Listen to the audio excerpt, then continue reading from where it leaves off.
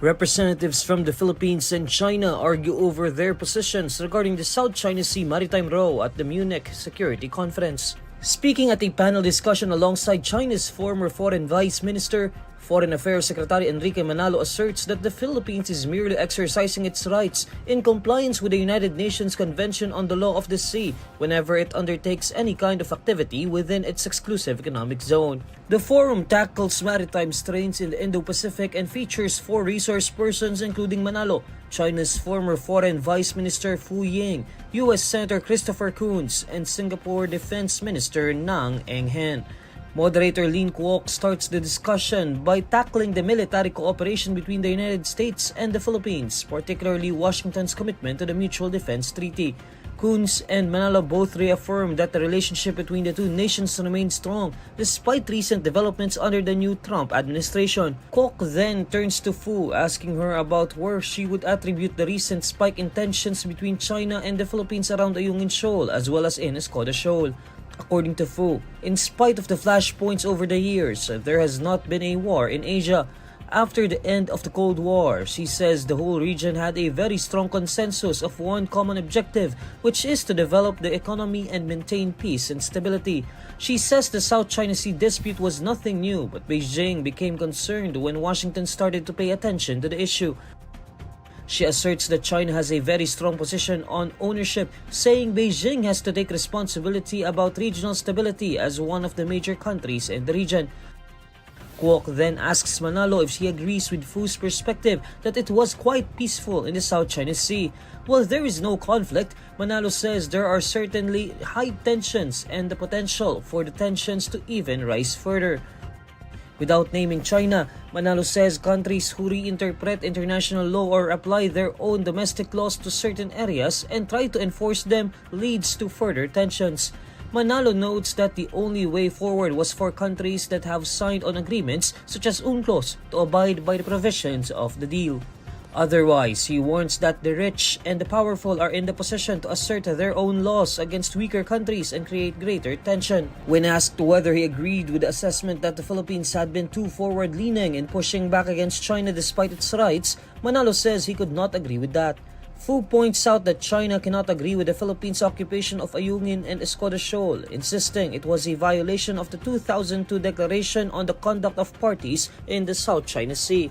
Fu previously served as Chinese ambassador to the Philippines.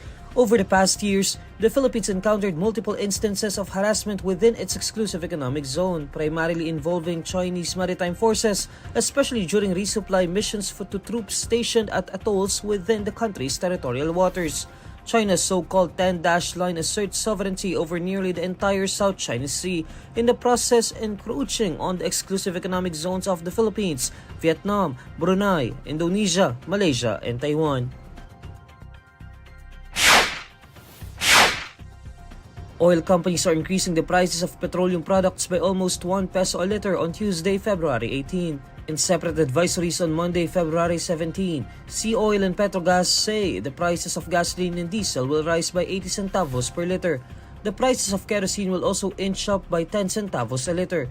Department of Energy Oil Industry Management Bureau Director Rodela Romero earlier said the upward movements in pump prices could be attributed to the increasing Middle East tensions and the intensifying sanctions of the US to Iran and Russia. Last week, fuel prices were slashed by as much as 30 centavos per liter.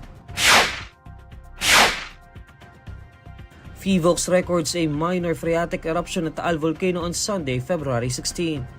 In a bulletin on Monday, February 17, PHIVOLCS says the 4-minute steam-driven eruption on Sunday morning generated a 2,100-meter plume that drifted westward. The volcano emitted 407 metric tons of sulfur dioxide during the same monitoring period. PHIVOLCS also records 2 volcanic earthquakes on Sunday, including a volcanic tremor that lasted 1 hour and 31 minutes. Taal Volcano remains under Alert Level 1, indicating low-level unrest. Under this alert level, steam-driven or gas-driven explosions, volcanic earthquakes, minor ashfall, and the dangerous accumulation or release of volcanic gases remain possible, according to PHIVOLCS. Entry into the Taal Volcano Island and flying any aircraft close to the volcano remains prohibited. Taal Volcano also had a minor phreatic eruption on Saturday, February 15, which lasted 3 minutes and 27 seconds. PHIVOLCS defines phreatic eruptions as steam-driven explosions that occur when water beneath the ground or on the surface is heated by magma, lava, hot rocks, or new volcanic deposits. Former Vice President Leni Robredo says her account on X, formerly Twitter, was hacked. In a post on Facebook, Robredo advises the public to ignore posts from her X account while she tries to regain access to it. Comments on her Facebook post show screenshots from netizens of Robredo's X account posting about cryptocurrency. In a separate post, Robredo's daughter, Aika, warned social media users that a tweet from the former vice president's account is not coming from Robredo herself. Aika also shares a screenshot which shows Robredo's X account is advocating for fairness and integrity in the crypto community. As of 12 noon Monday, February 17, the posts about crypto are no longer seen on Robredo's X account.